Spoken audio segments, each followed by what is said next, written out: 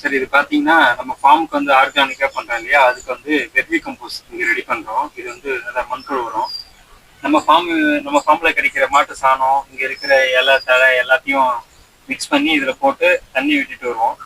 இது பார்த்தீங்கன்னா, ஒரு 40 நாள், 50 நாளுக்கு அப்புறம் இது இந்த மாரி இந்த டீ தூள் மாரி வந்துரும். நல்லா கம்போஸ் ஆகி டீ தூள் மாரி வரும். இது அப்படி வந்துச்சுன்னா நம்ம டெய்லி சேகரிச்சு சேகரிச்சு அந்தாண்ட பேக் இருக்கு. பேக்ல போட்டு வச்சிருக்கோம்.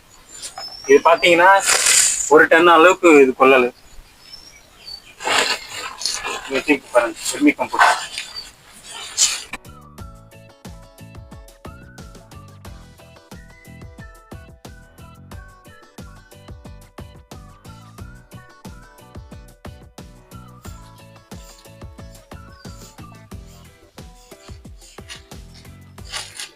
என் பேர் ராஜ்குமார், பூங்குணம் கிராமம், செய்யூர் தாலுக்கா, செங்கல்பட்டு மாவட்டம். இப்போ பார்த்தீங்கன்னா நம்ம ஆர்கானிக் ஃபார்ம் பண்ணிட்டு இருக்கோம். அதுக்கு தேவையான வந்து கம்போஸ் எல்லாமே நம்ம வெர்மி கம்போஸ் நம்ம இங்கே ரெடி பண்ணுறோம்.